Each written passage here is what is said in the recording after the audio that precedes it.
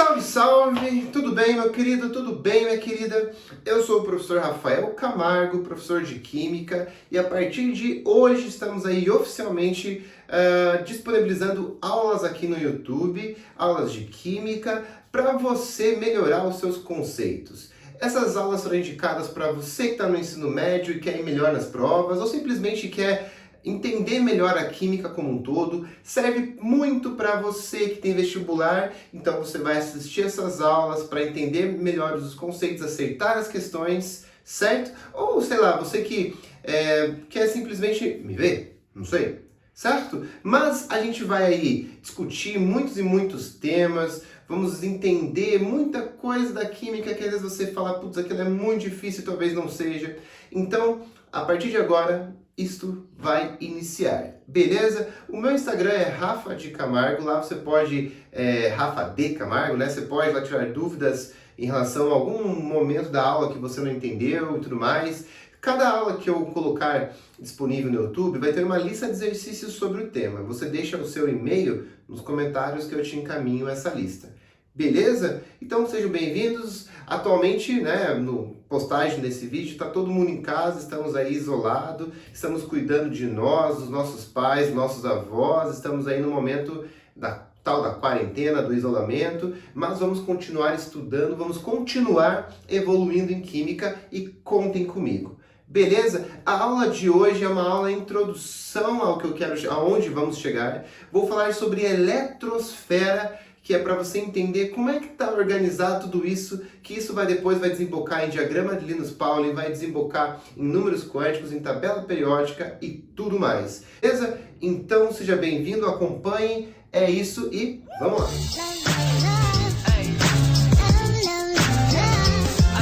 Seguinte, nessa primeira aula, temos um assunto simples, ao mesmo tempo complexo. Simples na aplicação dele em exercícios de vestibular, complexo na sua, assim, definição mais completa, que é falar de eletrosfera, certo? Falar de eletrosfera. O que você sabe até agora? Que todos os materiais são formados por átomos, que os átomos possuem um núcleo. O núcleo é formado por prótons e nêutrons, tudo bem? Os prótons, por exemplo, têm carga positiva. O núcleo representa quase toda a massa do átomo, ele é muito denso, né? E ele é bem pequeno em relação ao tamanho do átomo.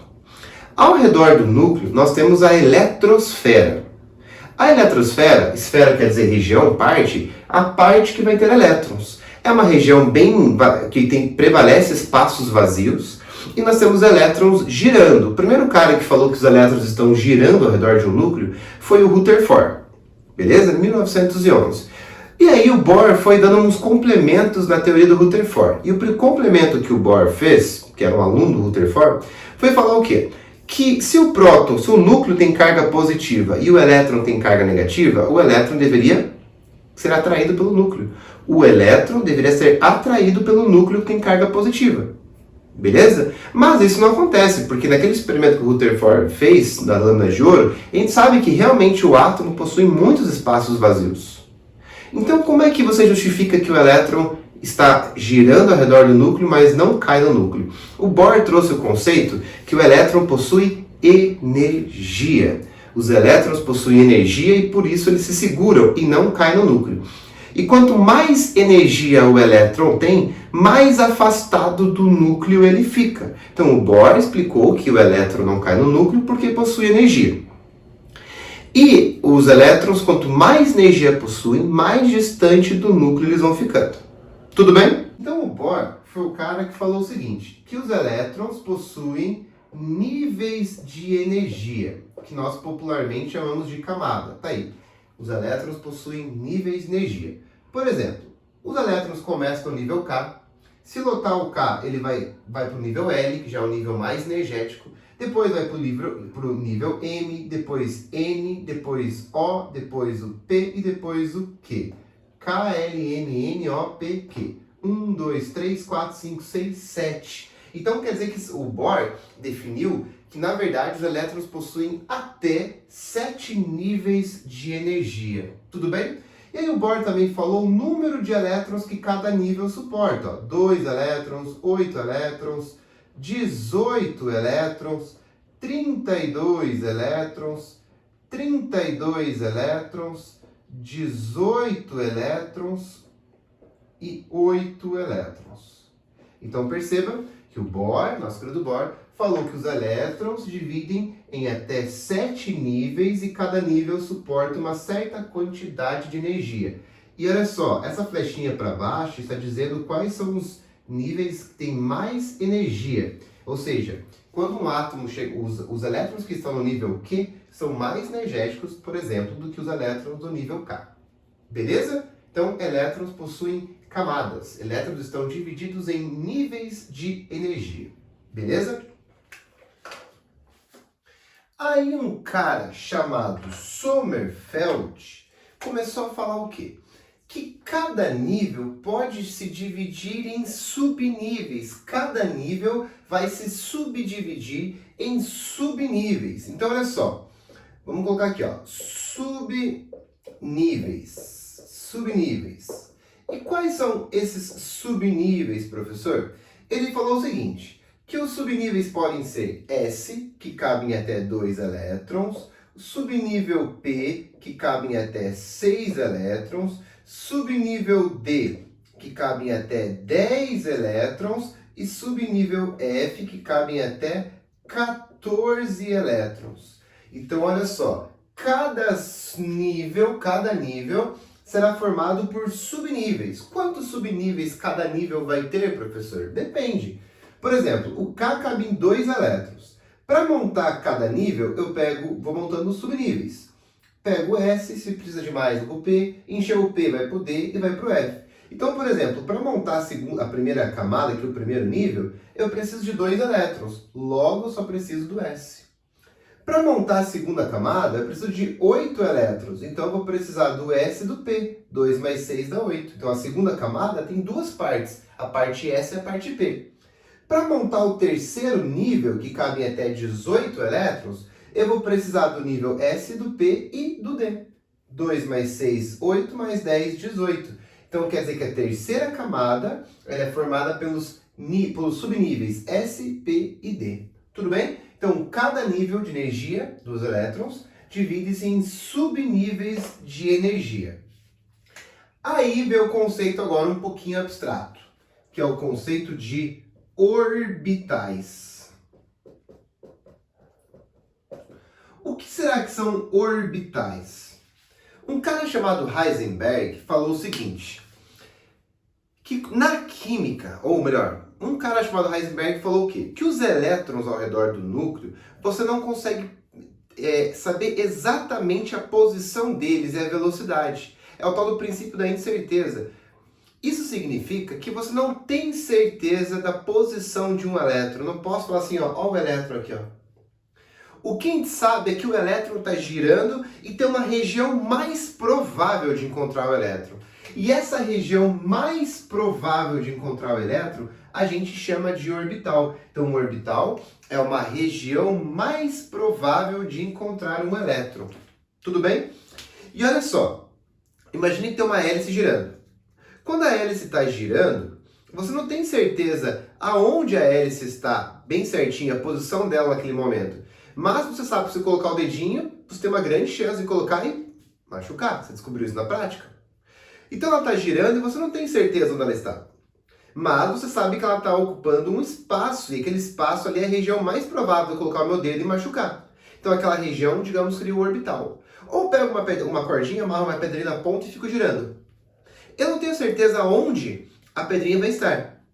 Mas eu sei o formato que ela está, a região que ela está ocupando, a área de atuação dela. Então eu sei, ó, eu vou encontrar uma pedrinha nesse círculo aqui. Então isso seria a região mais provável de encontrar essa pedrinha. Vale para o elétron. Região mais provável de encontrar o elétron, o Schrödinger chamou de orbital. Região mais provável de encontrar o elétron. E a cada 2 elétrons formam-se um orbital. Então, ó, 2 elétrons no máximo. Então, um orbital é formado por 1 ou por 2 elétrons no máximo. Beleza? E olha só, então a cada 2 elétrons forma-se uma região, forma-se um orbital. Se o S é formado por 2 elétrons, se o S cabe até 2 elétrons, O S vai ser formado por uma região, por um orbital.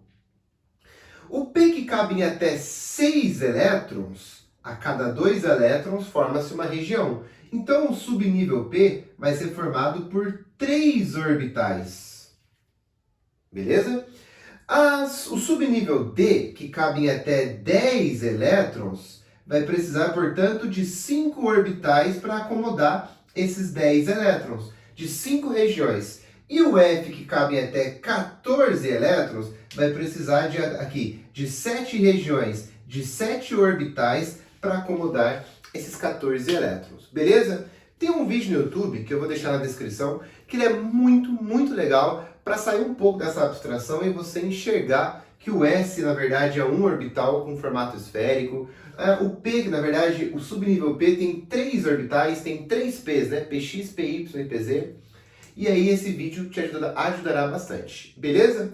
E por fim, para terminar de descrever a eletrosfera, nós temos o conceito de spin. O que é o spin? Como numa eletrosfera, como num orbital cabem no máximo 2 elétrons, como os 2 elétrons têm carga negativa, eles fazem o quê? Se atraem e se repelem?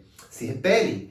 Então, se eu tenho 2 elétrons num orbital, esses 2 elétrons terão sentidos opostos. Então, quando eu tenho 2 elétrons num orbital, esses 2 elétrons terão sentidos opostos. E isso é bem importante que você anote, que você guarde. Essa primeira aula, como eu te falei, é uma aula introdutória, mas se você pegar esse conceito, tirar um print desse quadro, ele tem tudo que você precisa saber sobre eletrosfera, né? Ou seja, que os elétrons que estão girando ao redor do núcleo possuem níveis de energia, que vai aumentando a energia do elétron quanto mais distante ele está. Cada nível divide-se em até 4 subníveis. Cada subnível é formado por regiões chamadas orbital, que são regiões de maior probabilidade de encontrar um elétron. E cada orbital pode ter no máximo 2 elétrons. Se tiver 2 elétrons, eles têm que ter sentidos opostos. Beleza? Isso aqui é a nossa introdução. Isso aqui vai ser importantíssimo para as próximas 2 aulas. As próximas 2 aulas vão falar sobre o que, professor? A próxima aula eu vou te falar sobre diagrama de Linus-Pauling. O diagrama de Linus-Pauling, ele vai basicamente acomodar nível e subnível em uma coisa só. E aí você vai distribuir os elétrons ao redor do núcleo do menos energético, ou seja, do mais próximo do núcleo, do elétron menos energético para o mais energético, do mais próximo do núcleo para o mais distante do núcleo. Tudo bem? E depois, numa próxima aula, eu vou te falar sobre números quânticos. Essas 4 informações, nível, subnível, orbital e spin, cada uma delas vai se transformar em um número.